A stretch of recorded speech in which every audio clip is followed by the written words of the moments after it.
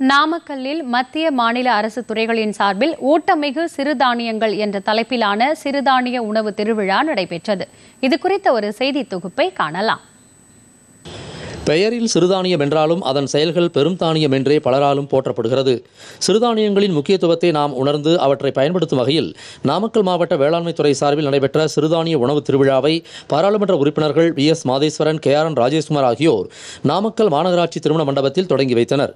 நிகழ்ச்சியில் சிறுதானிய உணவு மற்றும் சிற்றுண்டி வகைகள், மதிப்பு கூட்டப்பட்ட சிறுதானிய உணவுப் பொருட்கள், பயிர் வகைகள், மரபு வகை அரிசி வகைகள், நாட்டு காய்கறி விதைகள், உழவர் உற்பத்தியாளர்கள் உற்பத்தி பொருட்கள், மகளிர் சுய உதவிக் குழுவினர் உற்பத்தி செய்த சிறுதானிய உணவுகள், சிறுதானிய உணவுகளின் செய்முறை, வேளாண்மைத்துறை சார்பில் பருத்தியில் வேளாண் சுற்றுச்சூழல் சார்ந்த பூச்சிநோய் மேலாண்மை செயல் விளக்கம், எண்ணெய் வித்துக்கள், நிலக்கடலை தொகுப்பு செயல் விளக்கம், பயிர் வகைகள், கம்பு, திணை, சாமை, ராகி, நிலக்கடலை வகைகள், நெல் ரகங்கள், அரசு வழங்கும் மானியங்கள் ஆகியவை காட்சிக்கு வைக்கப்பட்டன.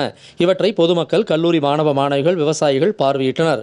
தொடர்ந்து சிறுதானிய தொழில்நுட்ப கையேட்டினை பாராளுமன்ற உறுப்பினர்கள் வெளியிட்டனர். மேலும் விவசாயிகளுக்கு பல்வேறு நலத்திட்ட உதவிகளும் வழங்கப்பட்டன.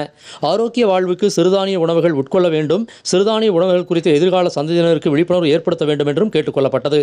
இதுபோன்ற கண்காட்சி, கருத்தரங்கு தங்களுக்கு இயற்கை வேளாண்மை மற்றும் சிறுதானிய பயன்பாடு குறித்து விழிப்புணர்வு ஏற்படுத்தியதாக இதில் கலந்து கொண்டவர்கள் தெரிவித்தனர். என் பேர் ரா வினோதரஞ்சனி. ராகில அல்வா, அதுக்கப்புறம் சாக்லேட், அந்த மாதிரியெல்லாம் நிறைய செஞ்சுருக்கோம். ராகி, கம்பு, கேழ்வரகு, இந்த மாதிரி சிறுதானிய உணவுகள்லாம் குழந்தைகளுக்கு நமக்கெல்லாம் நம்ம நிறைய சாப்பிட்றதுனால நமக்கு எந்த ஒரு நோய் நொடி அந்த மாதிரிலாம் எதுவும் இல்லாமல் நம்ம நல்லா இருப்போம். இப்போல்லாம் பார்த்தீங்கன்னா நிறைய சுகர் பேஷண்ட்ஸ், கிட்னி, லிவர், அந்த மாதிரி நிறைய பேஷண்ட்ஸ்லாம் நிறைய இருக்காங்க. அதெல்லாம் எப்படி தவிர்க்கிறதுனா இந்த மாதிரி சிறுதானிய உணவு அந்த மாதிரிலாம் நிறைய நம்ம சாப்பிடும் போது நம்மளோட ஹெல்த் நல்லா இருக்கும். மக்காசோளம், கரும்பு, எல்லா பயிர்களும் சிறுதானிய உணவுகள் எல்லாம் இருக்கின்றது. நுண்ணோட்ட சத்துக்கள் நல்லா இருக்கின்றது. நான் இப்போ ஏற்கனவே பண்ணியிருக்கேன்.